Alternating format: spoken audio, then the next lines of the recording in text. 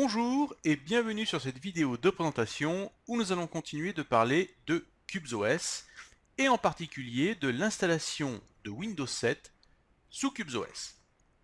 Alors oui, vous ne rêvez pas, je suis bien ici sous CubesOS et pourtant, comme vous pouvez le constater, j'ai ici Excel de Microsoft qui fait donc partie du fameux pack Office de Microsoft.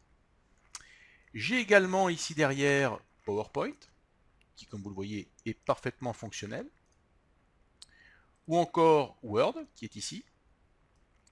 Et bien sûr, je peux lancer n'importe quelle application Windows sous CubesOS, ici, grâce au fait que j'ai installé Windows 7 sous CubesOS. Alors je vais fermer toutes ces applications.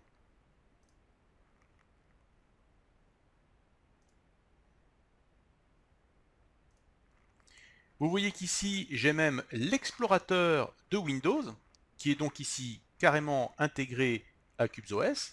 Vous voyez que je peux aller sur le lecteur C sans aucun problème et aller me balader par exemple dans Program Files. Donc vous voyez que tout ça se fait de façon transparente et que j'ai vraiment quasiment l'impression d'être sous Windows alors qu'en fait je suis bien ici sous CubesOS. J'ai même la petite calculatrice de Windows. Et oui, vous avez toujours rêvé d'utiliser la calculatrice de Windows sous Linux. Et bien voilà, votre rêve va s'accomplir. Alors bien sûr, c'est quelque chose que l'on pourrait faire sous Linux en utilisant Wine que je vous avais présenté dans une vidéo précédente. Mais là, ce qui est fantastique, c'est qu'on va vraiment utiliser purement le noyau Windows, l'intégralité de Windows, puisque là, on a ici sur notre VM Manager une machine Windows au complet qui tourne et qui est une machine donc qui est sous Windows 7. Ok, donc je vais fermer cet explorateur. Nous allons éteindre cette machine. Et je vais donc vous expliquer dans cette vidéo comment installer Windows 7 sur CubesOS, comment le paramétrer correctement, et également les petites erreurs à ne pas commettre. Alors la première chose que vous devez faire, c'est vous procurer une version de Windows 7 64 bits. Ça doit absolument être une version 64 bits. La version 32 bits ne fera pas l'affaire. Après, peu importe que vous ayez une version intégrale ou familiale, ça ne change rien. Mais ça doit être absolument 64 bits. Ensuite, vous avez deux possibilités. Soit graver cette version de Windows 7 que vous avez sur un DVD, ou alors avoir un fichier ISO que vous mettez par exemple sur une clé USB. Ici, j'ai choisi d'utiliser un fichier ISO. Donc c'est très simple, vous mettez le fichier ISO sur votre clé USB. Ensuite, eh bien, vous faites un clic droit sur l'une de vos machines virtuelles. Ici, par exemple, j'ai pris ma machine VPN AppVM. Et vous utilisez Attach Block Device pour attacher votre clé USB à votre machine virtuelle. Alors attention, utilisez de préférence des clés USB USB 2, car USB 3 fait vraiment pas bon ménage avec CubesOS. Pour le moment, ce n'est pas encore compatible. Donc vous risquez d'avoir des problèmes avec de l'USB 3. Donc préférez de l'USB 2. Voilà. Et tout simplement, eh bien, vous allez voir que j'ai copié sur ma machine virtuelle ce fichier Windows 7 ISO à l'intérieur de ma machine virtuelle dans le dossier documents. Donc vous pouvez prendre n'importe quelle machine virtuelle que vous avez sur votre machine et elle n'a pas forcément besoin en plus d'être connectée à Internet. Voilà donc pour la première étape. Avant de pouvoir commencer l'installation de Windows 7, la machine virtuelle sur laquelle vous avez mis votre fichier ISO doit être lancée. Dans le cas où vous avez choisi la solution du fichier ISO. Si vous avez choisi la solution du DVD, vous n'avez pas besoin d'avoir une machine virtuelle de lancer. Nous allons donc créer une nouvelle machine virtuelle. Je vais utiliser pour ça le CubesVM Manager. Et je vais l'appeler VM Win7. Je vais lui mettre la couleur verte. Et je vais dire que c'est une HVM. Au niveau du réseau, je vais la mettre sur le sys Firewall de CubesOS. Je vais cliquer sur OK. Et je vais maintenant paramétrer ma VM. Alors, je vais cliquer donc sur ma VM, puis sur le bouton Settings qui se trouve au-dessus. Première chose que je vais faire, c'est lui donner un tout petit peu plus d'espace au niveau du stockage.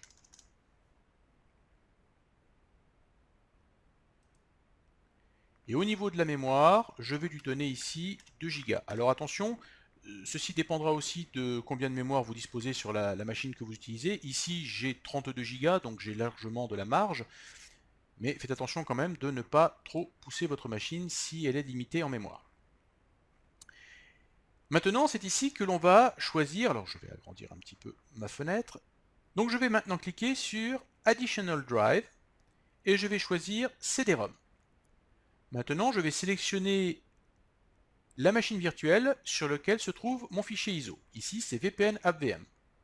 Et maintenant, je vais aller chercher le fichier ISO qui se trouve sur cette machine virtuelle en cliquant sur les 3 petits points ici qui sont l'équivalent du parcourir. Et vous voyez que je suis sur mon dossier donc document de ma machine VPN AppVM. Je vais sélectionner mon fichier ISO et je vais cliquer sur valider. Rien de plus simple. Au niveau du firewall, rien de spécial à faire, vous pouvez laisser comme ça, donc on accepte toutes les communications réseau. On n'a pas besoin d'ajouter un quelconque périphérique. Au niveau des applications, c'est pareil, rien du tout à faire. Et au niveau des services, on laisse comme ça également. Je clique sur OK. Voilà, maintenant je vais pouvoir lancer donc ma machine virtuelle, Windows 7, et commencer l'installation.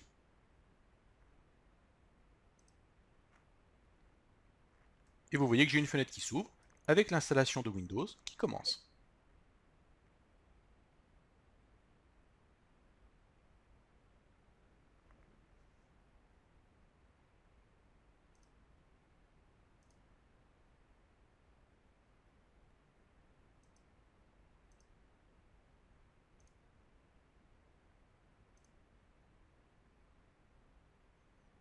Voilà, vous voyez qu'ici, il n'y a rien d'extraordinaire à faire, il faut vraiment se comporter comme si on était sur une machine normale. C'est une machine virtuelle, et donc on va installer Windows de façon tout à fait normale, sans faire rien de particulier. Donc on va accélérer un petit peu le temps, et je vous dis à tout de suite pour la suite du paramétrage. Voilà, l'installation de Windows 7 est terminée. Maintenant, ce que nous allons faire, c'est nous allons aller dans les Settings, et nous allons enlever Additional Drive dont nous n'avons plus besoin puisque nous n'avons plus besoin du fichier ISO pour l'installation, c'est fait. On clique sur OK et je peux également éteindre cette machine virtuelle qui ne me sert plus à rien pour le moment. Je peux maintenant lancer ma machine virtuelle Windows 7.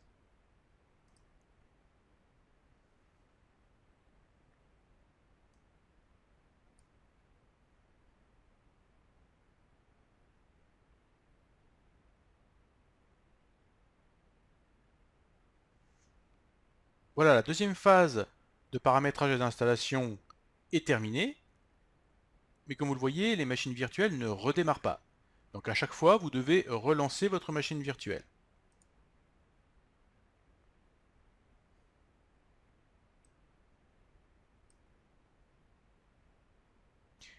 Et nous voilà sur la phase finale d'installation de Windows. Donc je vais taper le nom de l'utilisateur. Par contre ici, ne mettez pas de mot de passe, ça n'a aucune utilité. Surtout, ne mettez aucun mot de passe, il faut que la machine puisse booter sans problème directement sur le bureau sans utiliser de mot de passe. Bien sûr, vous devez mettre la clé de produit car vous avez une version officielle de Windows. On ne veut pas nécessairement de mise à jour. Et vérifiez également que votre machine virtuelle soit bien à l'heure, ce qui n'est pas le cas ici, donc je vais la mettre à l'heure. Et je vais dire que je suis sur un réseau domestique, ce qui est le cas. Je fais plutôt confiance à ce réseau. Voilà, Windows est lancé, vous voyez donc que cela se comporte exactement comme une machine virtuelle que vous auriez par exemple sur VirtualBox. On va faire un petit tour d'horizon, donc ici nous sommes sous Windows 7, je vais aller dans Ordinateur, vous voyez que ça réagit d'ailleurs très bien. Et vous voyez que nous avons un seul lecteur ici, qui est donc le disque C, qui fait 20 Go. Donc nous avons les dossiers habituels que l'on peut trouver sous Windows. Rien de très extraordinaire ici. On va arrêter cette machine. Et nous allons voir maintenant comment installer le Qubes Windows Tools qui va se comporter un petit peu comme le VirtualBox add-on que l'on utilise avec VirtualBox pour qu'une machine virtuelle puisse avoir accès à son univers extérieur en fait. Donc ce que l'on va faire, c'est que on va ouvrir la console du DOM0 et nous allons d'abord nous assurer que nous avons bien le Qubes Windows Tools installé sur notre machine Qubes. Donc normalement, on devrait faire sudo cubes dom0 update, puis demander donc cubes windows tools. Ça, c'est la commande de base. Mais moi, ce que je vous conseille de faire, c'est plutôt update et plutôt choisir la version de test.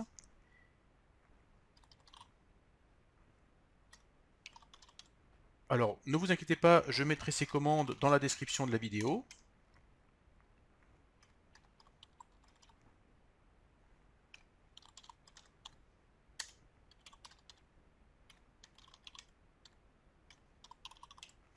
Et ici, nous allons donc activer la version de test de Qubes Windows Tools. Alors bien sûr, je l'ai déjà installé. Donc ici, nous allons avoir un message qui va plutôt nous dire qu'il n'y a rien de particulier à faire puisque c'est déjà installé. Voilà, nous avons le message est déjà installé dans sa dernière version. Maintenant, ce qu'il faut que je fasse, c'est que j'installe ce Windows Tools sur ma machine virtuelle Windows 7. Alors, je vais faire QVM Start pour démarrer ma machine virtuelle. Je vais donner le nom de ma machine virtuelle qui est VM Win7. Et je vais faire install Windows Tools. Oups, petite erreur de frappe. Au lieu de mettre QVM, j'ai fait QWM. C'est sûr que comme ça, ça marche nettement moins bien.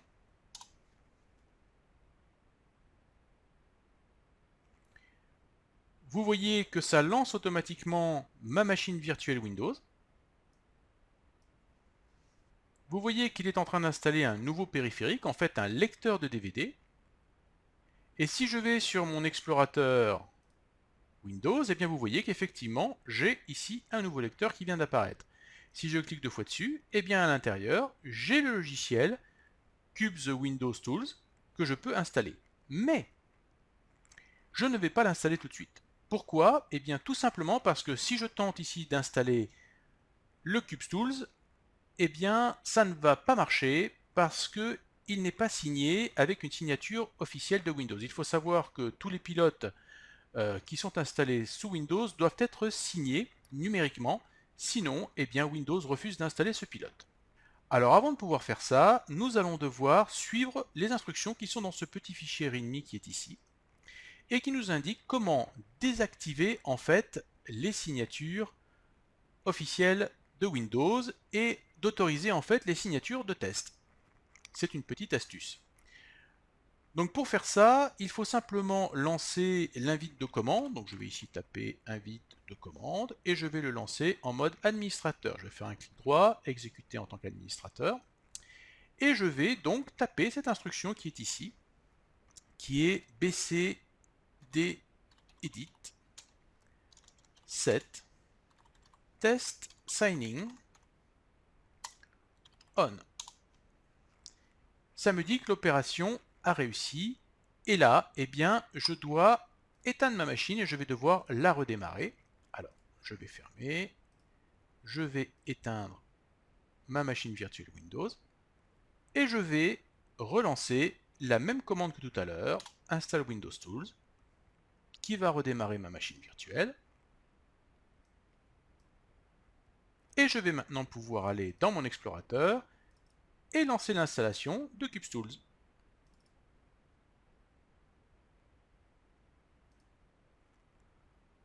Vous voyez qu'ici, c'est la licence la plus courte du monde à lire, donc vous n'aurez pas de mal à l'accepter.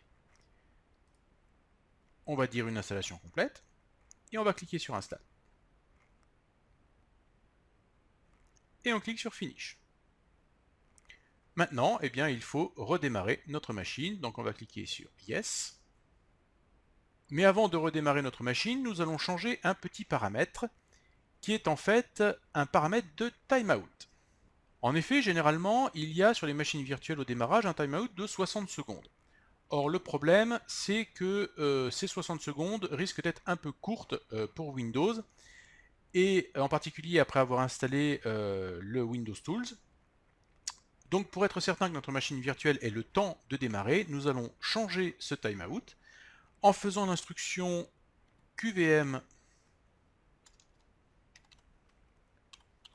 préférences, donc pref, le paramètre S, le nom de ma machine virtuelle, Win7, VM Win7, pardon, et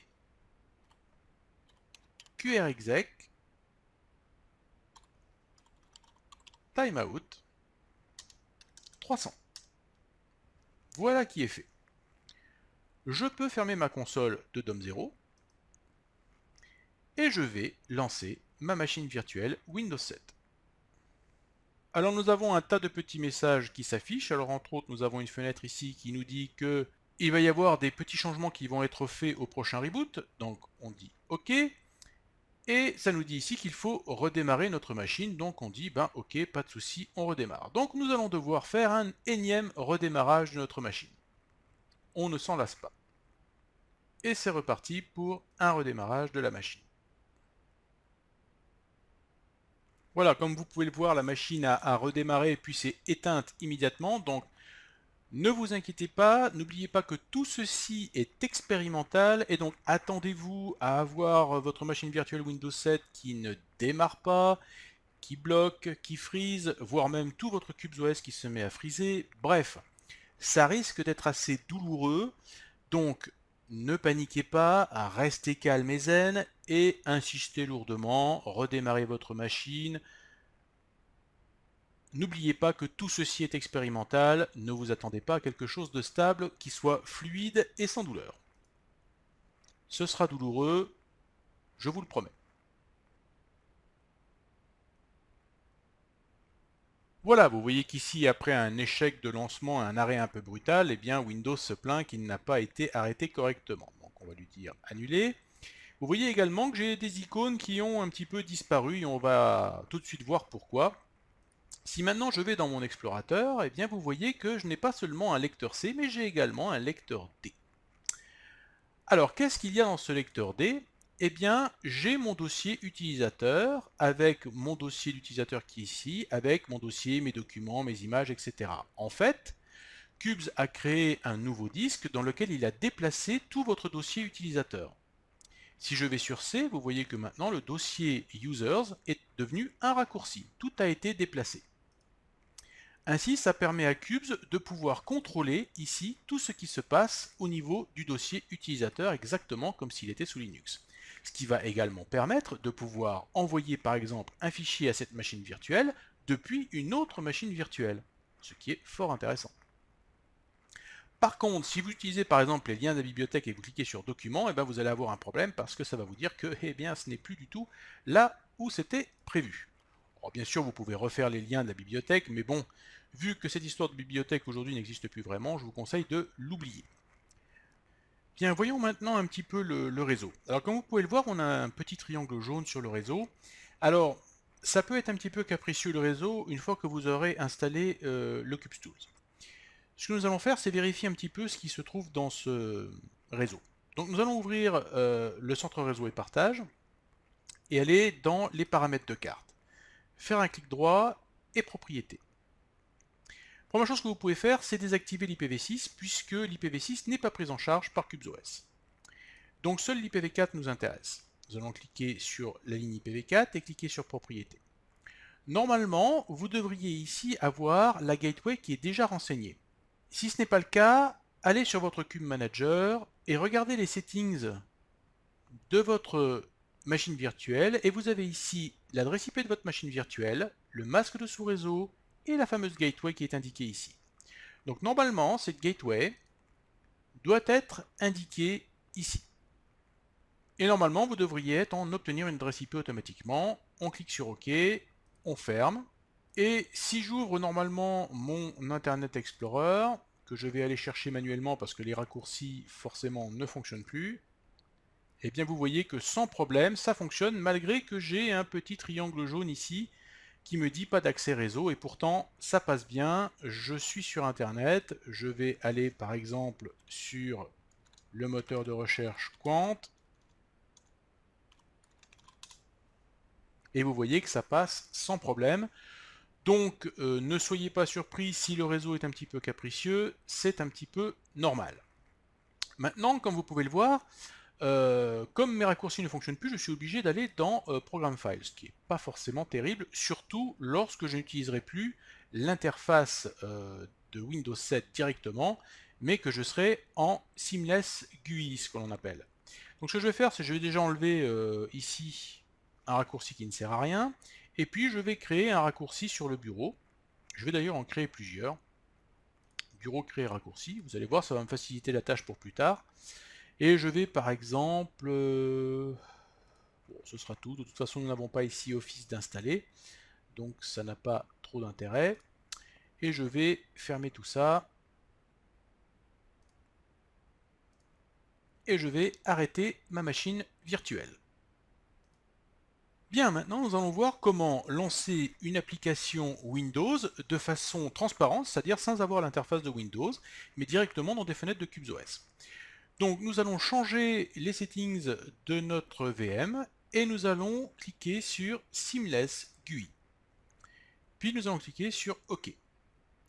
Maintenant, pour lancer une application, vous pouvez soit passer par la console de DOM0 et taper une commande ici, ou alors vous pouvez également exécuter une commande ici, et je vais taper la commande qvm run -a. Alors, le paramètre A veut dire simplement que si la machine virtuelle n'est pas déjà lancée, eh bien elle sera lancée automatiquement. Ensuite, je vais donner le nom de ma machine virtuelle, Win7, et je vais donner le nom de l'application que je veux lancer. Et ici, nous allons lancer la calculatrice, donc calc, et je vais valider ma ligne de commande avec la touche entrée de mon clavier. Vous voyez qu'ici, j'ai ma machine virtuelle qui commence à se lancer.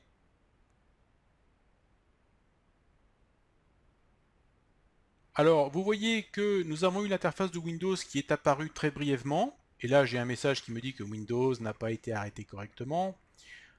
Vous risquez de le voir souvent, ce message. Et donc, vous voyez que j'ai bien ma calculatrice ici qui s'est lancée de façon transparente dans une fenêtre de CubesOS. Alors bien sûr, comme c'est la première fois que notre VM s'est lancée, nous avons eu brièvement l'interface de Windows qui s'est affichée puis qui a disparu. Mais maintenant que notre machine virtuelle est lancée, eh bien vous allez voir que je vais maintenant lancer l'explorateur de Windows. Donc je vais faire qvm run A. Bon là le A est un petit peu inutile étant donné que ma machine virtuelle est déjà lancée, mais bon, il vaut mieux s'habituer à le faire au cas où. Donc VM Win7.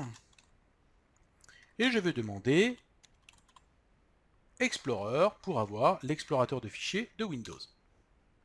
Et vous voyez qu'ici, mon explorateur s'ouvre immédiatement. Je n'ai pas du tout l'interface de Windows qui vient devant l'écran.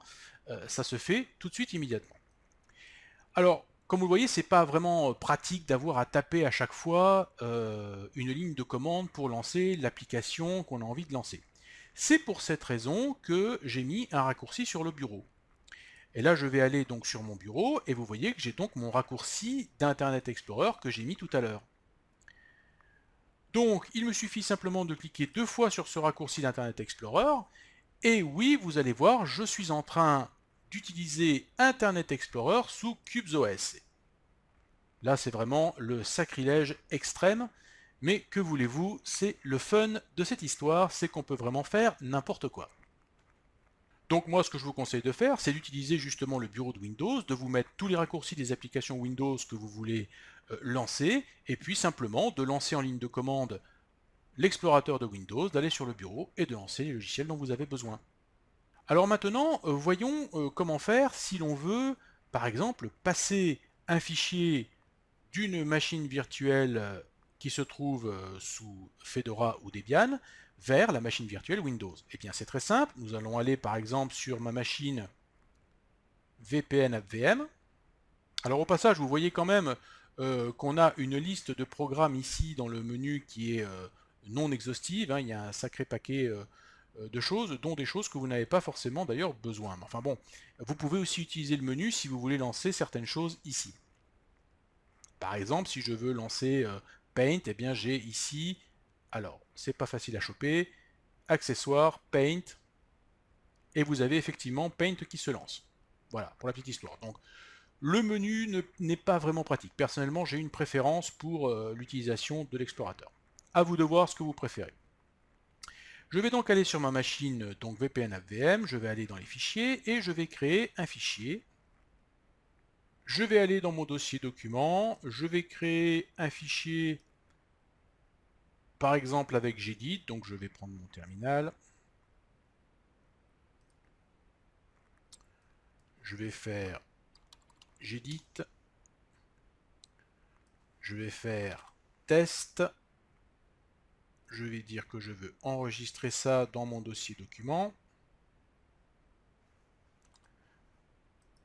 Alors, test